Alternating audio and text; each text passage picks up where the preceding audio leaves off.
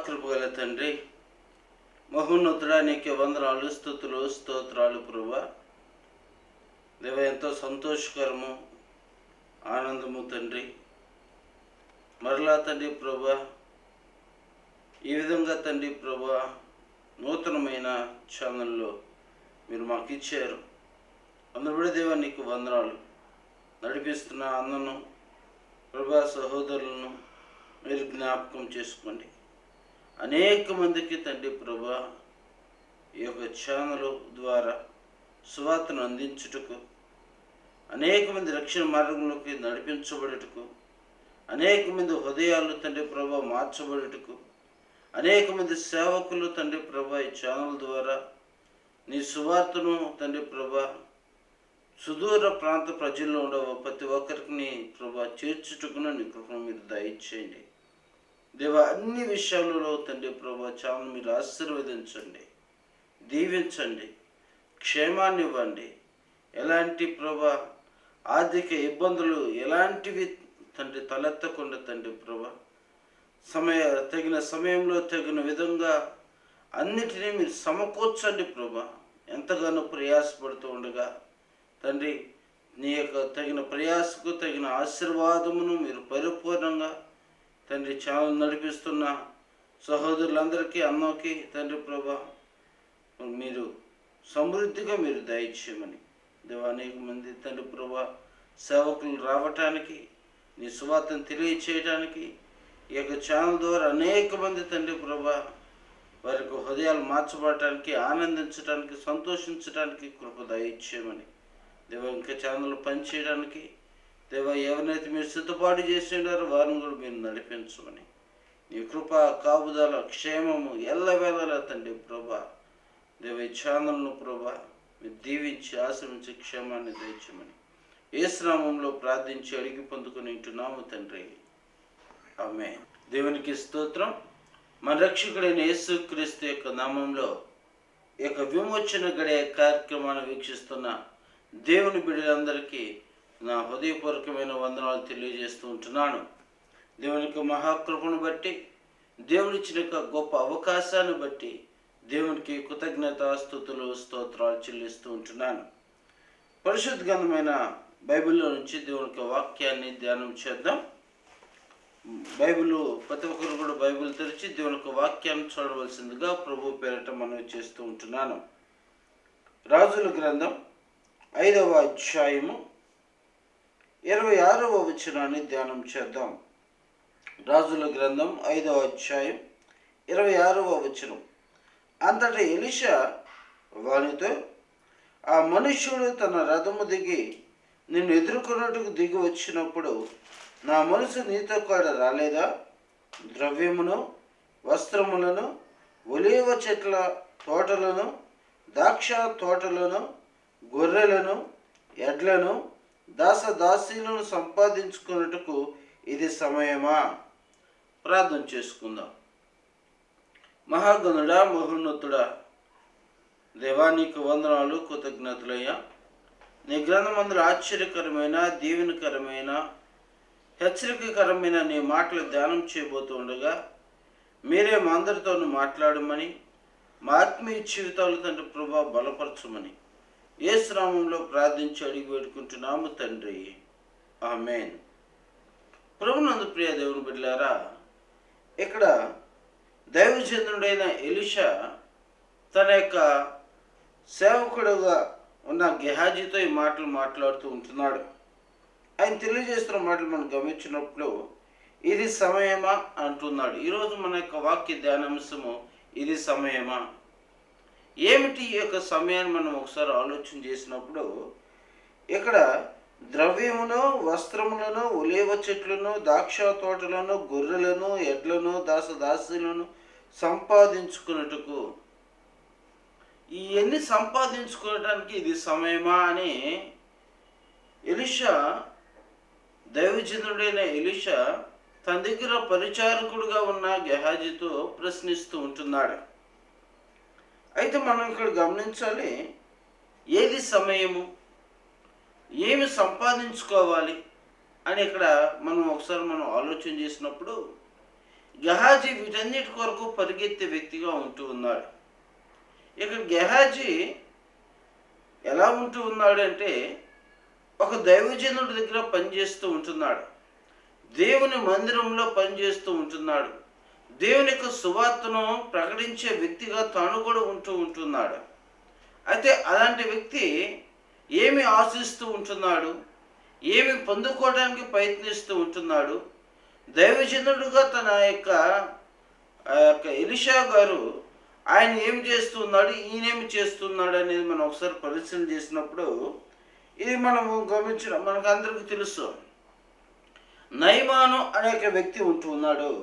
5వ అధ్యాయం 1వ వచనంలో, సిరియా రాజు సైన్యాధిపతి అయిన నయమాను అనే ఒక మనుషుడుండెను. అతని చేత యెహోవాయే సిరియా దేశమునకు జయం కలుగజేసి ఉండెను కనుక అతడు తన యజమాని దృష్టికి గనుడై దయ పొందిన వాడైను. అతడు మహాపరాక్రమశాలి ఉండును కానీ అతడు కుష్ఠరోగి. ఇక్కడ ఒక పరాక్రమశాలి అయిన వ్యక్తి నయమాను, మంచి యుద్ధ నైపుణ్యం కలిగిన వ్యక్తిగా తను ఉంటూ ఉన్నాడు. అలాంటి వ్యక్తికి ఒక రోగం ఉంటుంది, ఒక ముళ్ళు అనేది ఉంటుంది తన యొక్క శరీరంలో. అయితే ఆ రోగము వలన తాను విముక్తి పొందటానికి, ఆ రోగం నుంచి విడుదల పొందటానికి అనేక ప్రయత్నాలు చేస్తూ ఉంటున్నాడు. అయినా కూడా ఆ యొక్క రోగము పోలేదు. ఈరోజు మనం కూడా మన శరీరంలో ఏదైనా బలహీనత వచ్చినప్పుడు, మనకు కూడా ఏదైనా రోగం వచ్చినప్పుడు, అనారోగ్యమైనప్పుడు మనం కూడా అనేక ప్రయత్నాలు మనం చేస్తూ ఉంటాం. మనకు కలిగిన బాధ నుంచి విడుదల పొందటానికి, మనకు కలిగిన శ్రమ నుంచి విడుదల పొందటానికి మనం అనేక ప్రయత్నాలు మనం చేస్తూ ఉంటాం. ఆ విధంగా నయమాను కూడా అనేక ప్రయత్నాలు తను చేస్తూ ఉంటున్నాడు. ఆయనను ఎక్కడ విడుదల అనేది తనకు కలుగుల. అయితే నయమాను ఇంట్లో ఒక చిన్నది పనిచేస్తూ ఉంటుంది. ఆ యొక్క చిన్నది చెప్పిన దాని ప్రకారముగా నయమాను ఎలీషా దగ్గరికి వస్తూ ఉన్నాడు. ఎలీషా దగ్గరికి వచ్చినప్పుడు దైవజనుడైన ఎలీషా ఆయన యొర్దాను నదిలో 7 మార్లు మునగమని సెలవిచ్చినప్పుడు నయమానుకు కోపం వస్తూ ఉంటుంది.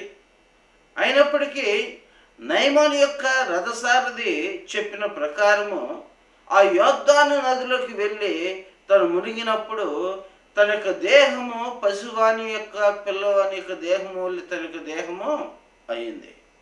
దానికి కృతజ్ఞతగా తను ఏం చేస్తూ ఉన్నాడు అంటే, ఆ యొక్క దైవజనుడైన ఎలీషాకు అనేకమైన కానుకలు ఇస్తూ ఉంటాడు. అప్పుడు దైవజనుడు మాట్లాడుతాడు, ఏమి నాకు అవసరం లేదు అని మాట్లాడుతూ ఉంటాడు. ప్రియమైన దేవుని బిడ్డలారా, కృతజ్ఞతగా ఇచ్చినప్పుడు దైవజనుడు ఏం చేస్తూ ఉన్నాడు, తిరస్కరిస్తూ ఉంటున్నాడు. ఇక్కడ మనం ఒకటి ఆలోచన చేయాలి. సంపాదించుకున్నట్టుకు కాదు, కానీ క్రీస్తుని ఇవ్వటానికి మనం ఉన్నామని ఇక్కడ మనం విరిగి ఉండాలి. క్రీస్తు యొక్క ప్రేమను ప్రకటించడానికి మనం ఇక్కడ ఉన్నామని మనం విరిగి ఉండాలి. యేసు ప్రభువారు ఈ లోకాన్ని సంపాదించుకోవడానికి కాదు అని ఆయన వచ్చింది. ఆయన సమస్తమును విడిచిపెట్టి ఈ లోకానికి వచ్చి ఉన్నాడు. ఆయన సర్వాధికారి అయిన దేవుడు, సర్వ సృష్టికి అధికారి అయిన దేవుడు, సమస్తమును వదులుకొని రిక్తునుగా ఆయన లోకానికి వచ్చి ఉన్నాడు. దేని కొరకు వచ్చి ఉన్నాడంటే మనల్ని బాగు చేయడానికి వచ్చి ఉన్నాడు ఆయన. మన రోగములు తీసివేయడానికి వచ్చి ఉన్నాడు ఆయన. మన పాపములు తీసివేయడానికి వచ్చి ఉన్నాడు ఆయన. మన యొక్క హృదయంలో ఉన్న ప్రతి ఒక్క చెడుతనమును తీసివేయటకు ఆయన వచ్చి ఉన్నాడు. ఆయన ఏమి ఆశించి ధనము ఆశించో బహుమానాలు ఆశించో రాలేదు, కానీ నిన్ను నీకున్న యొక్క దారిద్ర్యతను, పాపం నుంచి, ఈ లోక శాపము నుంచి విడుదల కలుగు చేయడానికి యేసు ప్రభువారు ఈ లోకానికి వచ్చి ఉన్నాడు. అయితే ఇక్కడ నయమాను ఆ యొక్క దైవజనుడైన ఎలీషాకు కానుక ఇచ్చేటప్పుడు నాకు అవసరం లేదు అని చెప్తాడు. పక్కన ఉన్న గెహాజీకి ఏం కలుగుతూ ఉంటుంది, ఆలోచన కలుగుతూ ఉంటుంది. వాటి వైపు తన దృష్టిని నిలుపుతూ ఉంటాడు. ఈరోజు అనేక మంది దేవుని యొక్క సముఖానికి వస్తున్నప్పటికీ, దేవుని యొక్క సన్నిధానానికి వస్తున్నప్పటికీ సమస్తము వారి యొక్క దృష్టి అంతా కూడా ఎలా ఉంటుందంటే లోకము వైపు ఉంటుంది, లోక ఆశల వైపు ఉంటుంది. ఈ లోకంలో ఉన్నదంతయు కూడా శరీరాశ, నేత్రాశ, జీవపు డమ్మము ఏలుబడి చేయుచున్నవి అని మనకు తెలిసినప్పటికీ కూడా మనం ఎక్కువగా దేన్ని ఆశిస్తూ ఉంటామంటే అవి చెప్పటానికే కానీ నిజ జీవితంలో అవి పనికిరావు, మనం ఈ లోకంలో సంపాదించుకోవాలి అన్నట్లుగా మనము చూస్తూ ఉంటాము. దేవుని బిడ్డలుగా మనము చేయవలసిన మొదటి పని ఏమిటంటే అనేక మందికి రక్షణ సువార్తను తెలియచేయటానికి మనం వచ్చి ఉన్నాం. మనం యేసు ప్రభువారు అంటున్నాడు, నశించిన దానిని వెదకి రక్షించుటకు మనిషి కుమారుడు ఈ లోకమునకు వచ్చెను. నశించిపోతున్న మానవాళిని రక్షించడానికి ఆయన ఈ లోకానికి వచ్చాడు. అయితే ఆయన తన బిడ్డల్ని ఏర్పాటు చేసుకుంటూ ఉన్నాడు ఆయనకు సువార్త కొరకు. అయితే అనేక మంది ఈ దినాన్ని మనం గమనించినప్పుడు ఈ లోకంలో పరుగులెత్తుతూ ఉంటున్నారు. దేని కొరకు పరుగులెత్తుతూ ఉంటున్నారు అంటే ఈ లోకమును సంపాదించుకోవటానికి, ఈ లోకంలో ధనధాన్యాదులను సంపాదించుకోవడానికి పరుగులెత్తుతూ ఉంటున్నాడు. ఒక దినాన ఎలీషా తను ఏలియా దగ్గర సహవాసంగా ఉన్నప్పుడు, పరిచారకుడుగా ఉన్నప్పుడు ఏలియాను దేవుడు తీసుకువెళ్ళే సమయంలో ఎలీషాను అడుగుతూ ఉంటాడు, ఏమి కావాలి నీకు అంటే నీ ఆత్మలో పాలు కావాలి అని అంటున్నాడు. ఏం అడుగుతున్నాడు? దేవుని యొక్క ఆత్మ, ఎలీషా యొక్క ఆత్మలో నాకు పాలు కావాలి అంటున్నాడు. ఈరోజు మనం ఏమి అడిగే వారంగా ఉంటున్నాము, ఏది సంపాదించుకునే వారంగా మనం ఉంటున్నాము, దేవుని ఆత్మ చేత నింపబడాలని మనం ఆశపడుతూ ఉంటున్నామా, లోకంలో ధనాశ చేత మనం నింపబడుతూ ఉంటున్నాం అనేది మనం ఇక్కడ ఆలోచన చేయాలి. ఏలియా దగ్గర పనిచేస్తున్న ఎలీషాము ఏలియాను దేవుడు తీసుకొని పోతూ ఉన్నాడని ఎరిగి ఏలియా ఏమి కావాలని నా ఎదురు నుంచి అడుగుతూ ఉంటే, నీ దేవుడు నీకు ఇచ్చిన ఆత్మలో నాకు 2 పాలు దయచేయి అని అడుగుతూ ఉంటున్నాడు. ప్రియమైన దేవుని బిడ్డ, అయితే ఈ యొక్క గెహాజీ మాత్రం ఏం చేస్తూ ఉంటున్నాడు? ఆ యొక్క నయమోని యొక్క రథము వైపు పరుగులెత్తుతూ ఉంటున్నాడు, ఆయాసపడిపోతూ ఉంటున్నాడు. వీళ్ళు ఏం చెప్తూ ఉన్నాడంటే, నా దైవజనుడు ఎలీషా గారు మీ దగ్గర నుంచి ఏం తెమ్మంటున్నాడంటే ఆ యొక్క బహుమానాలు తీసుకురమ్మంటున్నాడు, అవి వేరే వాళ్ళకి ఇవ్వాలి అని తన మీద అబద్ధం చెప్తూ ఉంటున్నాడు. తీసుకుని వచ్చి అన్నీ ఏం చేస్తూ ఉన్నాడు? తన గుడారంలో దాచుకుంటూ ఉంటున్నాడు. అప్పుడు ఎలీషా మాట్లాడుతున్నాడు, ఎక్కడి నుంచి వచ్చావు అని అంటే, నేను ఎక్కడికి పోలేదయ్యా అని అంటున్నాడు. నీతో నా ఆత్మ రాలేదా అని మాట్లాడుతూ ఉంటున్నాడు. ప్రియమైన దేవుని బిడ్డలారా, మనం ఎక్కడికి వెళ్ళినప్పటికీ కూడా, మనం ఏ సుదూర ప్రాంతాలకు వెళ్ళినప్పటికీ కూడా, ఏ అరణ్యంలోకి వెళ్ళినప్పటికీ కూడా, సముద్రంలోకి వెళ్ళినప్పటికీ కూడా, ఒక ఎడారి ప్రాంతంలోకి వెళ్ళినప్పటికీ కూడా దేవుని యొక్క కనుదృష్టి నుంచి మనము ఎవరం కూడా తప్పించుకోలేము. సమస్తమును ఎరిగి ఉన్నవాడు ఆయన కన్నుల ఎదుటి నుంచి ఎవరు కూడా తప్పించుకోలేరు. ఇక్కడ ఎలీషా గెహాజీతో మాట్లాడుతున్నాడు, నా ఆత్మ నీతో రాలేదా, నా మనసు నీతో కూడా రాలేదా అని అడుగుతూ ఉంటే ఆయన ఏం చెప్తున్నాడంటే, ఇక్కడ గమనించినప్పుడు ఏమి సంపాదించుకోవడానికి ఆయన చేస్తూ ఉన్నాడంటే, ద్రవ్యమును, వస్త్రమును, ఒలివ చెట్లను, ద్రాక్ష తోటలను, గొర్రెలను, ఎడ్లను, దాసదాసులను సంపాదించుకున్నట్టుకు ఇది సమయమా అని అంటున్నాడు.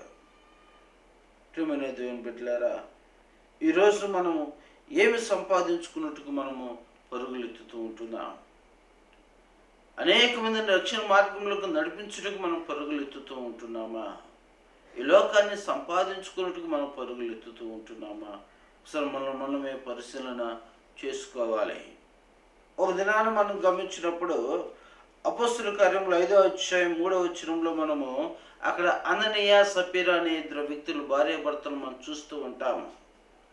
అనేక మంది ఆ దినాన అపోస్తుల యొద్దకు వారు కలిగి ఉన్న వాటినన్నిటిని కూడా అమ్మివేసి అపోస్తుల యొక్క పాదముల యొద్ద పెడుతూ ఉంటున్నారు. దేవుని యొక్క సువార్త నిమిత్తము, దేవుని యొక్క పరిచర్య నిమిత్తము బలంగా మీరు సువార్త పరిచర్య చేయండి అయ్యా అని అపోస్తుల యొక్క పాదముల యొద్ద వారికి ధనమును వాటిని పెడుతూ ఉంటున్నారు. ఆ యొక్క క్రమంలో వారు ఏం చేస్తూ ఉన్నారంటే అననీయ సపీరా అనే భార్యాభర్తలు వారు కలిగిన పొలమును అమ్మివేసి వారు ఏం చేస్తూ ఉన్నారంటే కొంచెము దాచిపెట్టుకున్నారు, కొంచెము సేవకుని ఎదుగు తీసుకొని వచ్చి అపోస్తలుడైన పేతురు గారి ఎద్దుకు వచ్చినప్పుడు, అయ్యా మేము పొలము అమ్మేము, ఇది ఇంతకు అమ్మేము అని చెప్తూ ఉన్నారు. ఇంతకే అమ్మారా అంటే ఇంతకే అమ్మేము అని చెప్తూ ఉన్నారు. వారు అబద్ధం ఆడుతూ ఉంటున్నారు. వారు ఎవరితో అబద్ధం ఆడుతూ ఉంటున్నారు? దేవునితో అబద్ధం ఆడుతూ ఉంటున్నారంట. ఎవరితో? దేవునితో అబద్ధం ఆడుతూ ఉంటున్నారు. ఈ గెహాజీ ఎలీషాతో అబద్ధం ఆడటం కాదు, ఎవరితో అబద్ధం ఆడుతున్నాడు? దేవుని ఎదుట అబద్ధం ఆడుతూ ఉంటున్నాడు. అబద్ధములాడి ధనము సంపాదించుకున్నట ఊపిరితో సాటి దాన్ని కోరుకుని వారు మరణమును కోరుకుంటారని దేవుని యొక్క వాక్యము సెలవిస్తూ ఉంటుంది. అబద్ధములాడి ధనం సంపాదించుకుంటే అది ఊపిరితో సాటి, దానివల్ల మన నిత్య నరకానికి పాత్రలు అవుతామని దేవుని యొక్క వాక్యం చెప్తూ ఉంటుంది.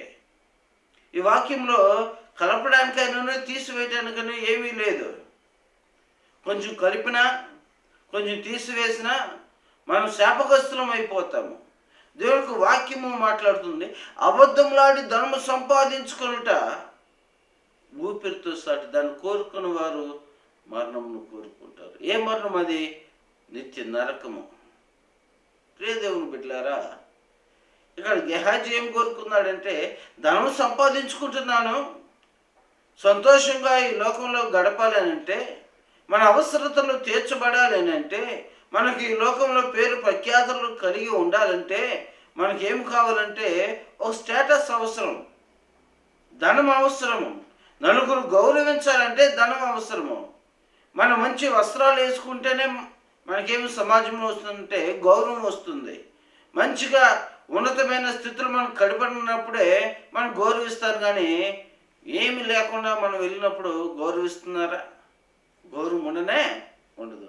అంటే మనిషి యొక్క పై రూపాన్ని బట్టి సమాజము గౌరవిస్తుంది, కానీ దేవుడు మాత్రం మన పై రూపాన్ని చూడడు, కానీ మన హృదయ అంతరంగాన్ని చూస్తాడు అనేది మాత్రం మనం గమనించుకోవాలి. దేవుడు మన హృదయ అంతరంగాన్ని చూస్తాడు, కానీ మనుషుడు మాత్రం పై రూపాన్ని చూస్తాడు. మనం ఏమి ధరించామో చూస్తాడు, మన యొక్క దేహం పైన ఎన్ని నగలుండియే చూస్తాడు, చేతికి ఇన్ని ఉంగరాలుండియే చూస్తాడు, మన వేషను చూస్తాడు, మన భాషను చూస్తాడు, మనం వాడే పరికరాలను చూస్తాడు. కానీ మనిషి మన యొక్క హృదయాన్ని చూడడు. కానీ దేవుడు పై రూపాన్ని చూడడు, హృదయ అంతరంగాన్ని చూస్తాడు. అయితే గెహాజీ పై రూపానికి సంబంధించిన వాటన్నిటిని పరిగెత్తి సంపాదించుకున్నాడు. నయమాను తన కుష్ఠరోగం పోవడానికి ఎక్కడో సిరియా దేశం నుంచి దేవుని యొక్క స్థలమునకు వచ్చి దేవుని యొక్క దాసును వెతుక్కుంటూ వచ్చి తన రోగాన్ని పోగొట్టుకుంటే, ఈ వ్యక్తి దైవజనుడి దగ్గర ఉండి అనునిత్యం ప్రార్థన చేస్తూ దేవుని సహవాసంలో ఎదుగుతూ దేవునితో గడుపుతూ ఉన్న ఈ యొక్క వ్యక్తి లోకం కొరకు పరిగెత్తి ఏం సంపాదించుకున్నాడంటే రోగాన్ని సంపాదించుకున్నాడు. రోగాన్ని సంపాదించుకోవటమే కాదు, తను ఏం చేసిందంటే అబద్ధం ఆడుతూ ఉంటున్నాడు. నేను ఎక్కడికి వెళ్ళలేదయ్యా, ఇదిగో గుడారం బయటే ఉండాను, నేను ఎక్కడికి వెళ్ళలేదయ్యా, ఆ ప్రక్కనే ఉండాను అని అంటున్నాడు. ఎవరితో అబద్ధం ఆడుతున్నాడు? దేవునితో అబద్ధం ఆడుతూ ఉంటున్నాడు. మనుషులతో అబద్ధం ఆడుతూ ఉంటారు, కానీ ఎక్కడ అబద్ధం ఆడుతున్నాడంటే దేవునితో అబద్ధం ఆడుతున్నాడు. దేవుని యొక్క సన్నిధానంలో అబద్ధం ఆడుతున్నాడు. ఎక్కడ ఇద్దరు ముగ్గురు కూడి ఉంటారో అక్కడ నేను ఉంటానని దేవుడు మనతో సెలవిస్తూ ఉంటున్నాడు. కాబట్టి దేవుని బిడ్డలారా, మనము ఇక్కడ అననీయ సపీరా కూడా అబద్ధం ఆడుతూ ఉంటున్నారు. వెంటనే వారు ఏం చేయబడ్డారంటే ఇరువురు కూడా చనిపోయారు. మనం ఎవరితో అబద్ధం ఆడుతున్నాం అంటే దేవునితో అబద్ధం ఆడుతూ ఉంటున్నాం. ఇది సమయమా? ఇవి సంపాదించుకోవడానికి సమయమా? సువార్త బాగా జరగాలని అందరూ కూడా ఏం చేస్తూ ఉంటున్నారంటే వారు కలిగిన వాటిని తీసుకొచ్చి పరిపూర్ణంగా పెట్టివేస్తూ ఉంటున్నారు. ఇంతకే నువ్వు అమ్మావా అని అంటే ఇంతకే అమ్మాను అని చెప్తున్నాడు. లేదయ్యా నేను అమ్మాను, ఇదిగో సగం నేను పరిచర్యకి ఇస్తున్నాను, సగం నేను నా కుటుంబ అవసరాల కోసం దాచిపెట్టుకున్నాను అనే మాట రాలేదు, కానీ ఇంతకే అమ్మాను అని చెప్తూ ఉంటున్నాడు. ఒప్పుకోవటంలా ఈరోజు అనేక మంది వారు చేసిన అపరాధములను ఒప్పుకోవటానికి ఇష్టపడరు. వారు చేసిన అతిక్రమములను ఒప్పుకోవటానికి ఇష్టపడరు. అతిక్రమమును విడిచిపెట్టాలి, మన పాపమును విడిచిపెట్టాలి, మన పాపములకు ప్రాయశ్చిత్తము పొందుకోవాలి. అలా ప్రాయశ్చిత్తం పొందుకున్నప్పుడు మనం ధన్యులుగా పిలువబడతాం. కానీ మనం దేవునికి వ్యతిరేకంగా ఏమి సంపాదించినా కూడా మనము ఈ లోకంలో అవి అంతా కూడా మనకి నిత్య నరకానికి పాత్రలు ఉంటాం. మరొక వచనాన్ని మనం గమనించినప్పుడు హగ్గయ 1:4 ఈ మందిరము పాడై ఉండగా మీరు సంతోషంతో ఉండుటకు ఇది సమయమా అని హగ్గయ 1:4 దేవుడు తన ప్రజలతో ఉంటూ ఉంటాడు. మందిరము పాడైపోతూ ఉండగా, దేవుని యొక్క సంఘము పాడైపోతూ ఉండగా, దేవుని ప్రజలు త్రావు తప్పిపోతూ ఉండగా, దేవుని యొక్క సంఘము అనేక రకాలైన ఈ లోక సంబంధమైన పాపంతో నింపబడితూ ఉండగా ఏం చేస్తూ ఉన్నారంట? ఇంకా సమయం రాలేదులే, వస్తానన్నాడు కానీ ఇంకా చాలా సమయం ఉందిలే అని ఏం చేస్తూ ఉన్నారు? కాలయాపన చేస్తూ ఉంటున్నారు. ప్రియ దేవుని బిడ్డలారా, ఇదిగో నేను త్వరగా వచ్చుచున్నాను అని ఆయన మాట్లాడుతున్నప్పటికీ కూడా ఏం చేస్తూ ఉన్నారు? 2000 సంవత్సరాల నుంచి వింటూనే ఉన్నాంలే, ఆయన వచ్చింది లేదు ఇంకా అని ఏం చేస్తున్నారు? కాలయాపన చేస్తున్నారు. మనం 1 కొరింథీ 3:16 మీరు దేవుని ఆలయమై ఉన్నారని మీరు ఎరుగురా అని రాయబడుతూ ఉంటుంది. ఆయన ఆలయం పాడు చేయమని ఆయన పాడు చేస్తాడని రాయబడి ఉంటుంది. ఈ దేన్ని పాడు చేస్తున్న? సంఘాన్ని పాడు చేసేవారు. సంఘంలో ఈరోజు మనం గమనించినప్పుడు సంఘాన్ని పాడు చేసేవారు అనేక మంది లేస్తూ ఉంటున్నారు. కాబట్టి మనం ఏం సంపాదించుకోవడానికి ఈ లోకానికి వచ్చాము? యేసు ప్రభువారు అయితే మనల్ని సంపాదించుకోవడానికి ఆయన ఈ లోకానికి వచ్చాడు. మనం తన కుమారులుగా చేసుకోవడానికి ఈ లోకానికి వచ్చాడు. మనకి నిత్య రాజ్యాన్ని ఇవ్వడానికి ఆయన ఈ లోకానికి వచ్చాడు. ఆయన ఎక్కడ కూడా సమయాన్ని వృధా చేయలేదు. ఎంత సమయం దొరికినా ఉదయకాల సమయంలో వేకువనే లేచి ప్రార్థిస్తూ తన పరిచర్యను కొనసాగిస్తూ ఉంటున్నాడు.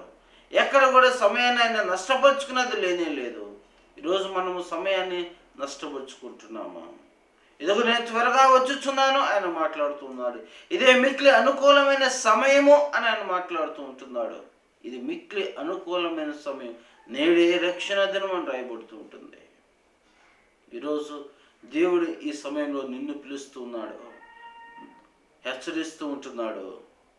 ఈరోజు నువ్వు లోకాన్ని సంపాదించుకోవడానికి పరుగులు ఎత్తుతూ దేవుని యొక్క పరిచర్యను, దేవుని యొక్క సహవాసాన్ని, దేవునితో గడిపే సమయాన్ని నువ్వు దొంగిలించే వ్యక్తిగా నువ్వు ఉంటున్నావేమో ఒకసారి ఆలోచన చేసుకో.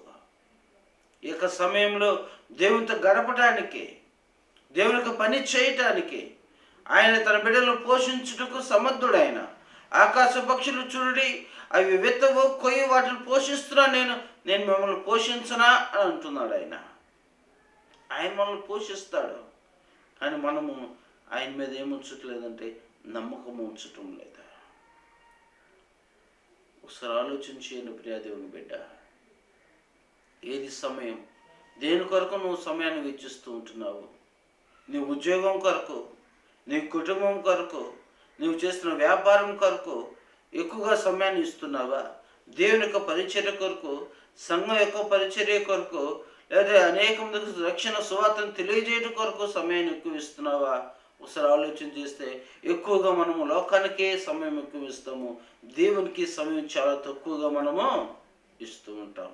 ఎక్కడి నుంచైనా మనము దేవుని కొరకు మనం పని చేయటానికి మన సమయాన్ని వెచ్చించే వారముగాను, దేవునికి మనకు మన సమయం ఇచ్చినప్పుడు దేవుడే మన ప్రతి అవసరతను తీర్చే దేవుడిగా ఉంటున్నాడు.